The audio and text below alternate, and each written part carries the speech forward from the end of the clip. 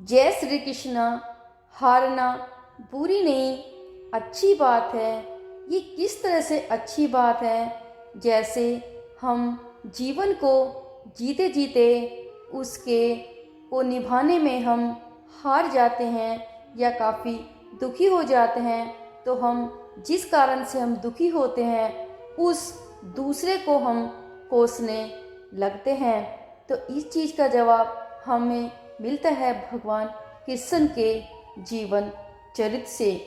मथुरा में एक कैद में माता देवकी के गर्भ से जन्मे कृष्ण ने अपने आचरण से मानव जाति के सामने कई ऐसे उदाहरण रखे जो जीने की राह दिखाते हैं। ऐसा ही एक उदाहरण है उनके रणछोड़ बनने का। जी हाँ, एक बार कृष्ण भी युद्ध को बीच में ही छोड़कर मैदान से भाग गए थे, फिर भी शत्रु का वध हुआ और हजारों निर्दोष नागरिकों की सुरक्षा हुई। आइए जानते हैं श्री कृष्ण जी के रणछोड़ बनने की कहानी। भगवान श्री कृष्ण का जन्म कंस का वध कर समस्त पृथ्वी लोक को अपने अत्याचारों से मुक्त कराने हेतु हुआ था। किशोरावस्था से ही वह गोकुल से मथुरा आ गए और दुष्ट कंस का वध किया। कंस की मृत्यु से दुखी उसके ससुर जरासंध ने एक विशाल सेना लेकर मथुरा पर आक्रमण किया। इस आक्रमण से उसके साथ शिशुपाल और कालयवन जैसे शक्तिशाली राजा भी शामिल थे। जल्दी ही सेना मथुरा जा पहुंची और मथुरा की राजसभा में कृष्ण और बलराम को सेना को सौंपने का संदेश भेजा गया।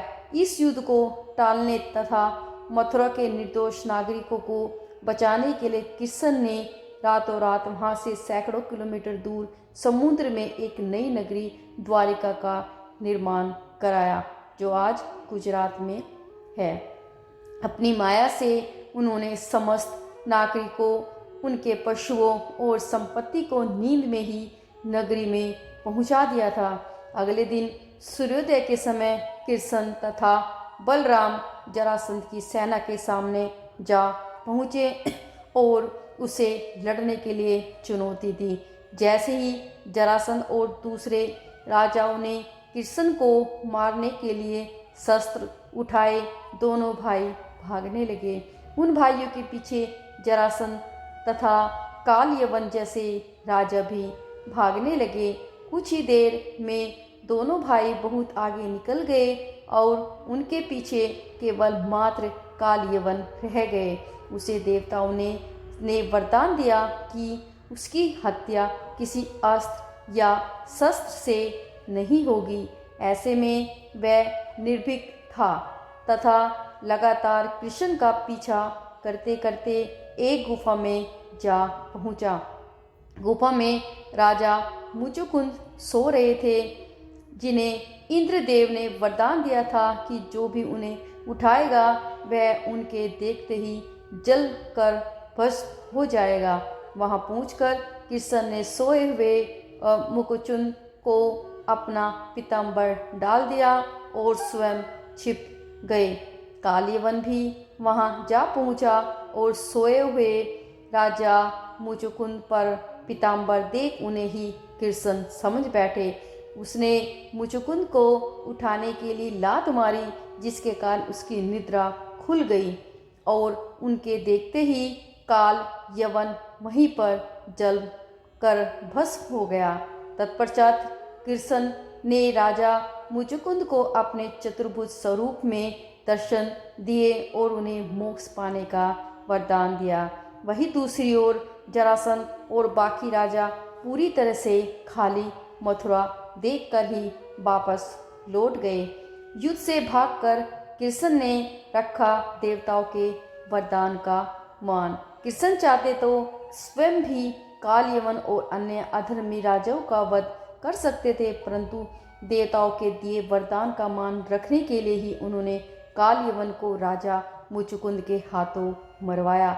इसी तरह बाद में जरासंध का जो वध पांडु पुत्र भीम के हाथों करवाकर भूधरा का भार कम कर दिया। इस तरह कृष्ण ने दिया दुनिया को इस तरह से उदाहरण की इस कहानी के बाद कृष्ण के नाम के साथ हमेशा के लिए रन छोड़ जोड़ दिया। कृष्ण की इस कहानी से सीख मिलती है कि अनावश्यक ताकत का प्रदर्शन नहीं कर बुद्धि बल से काम लेना चाहिए।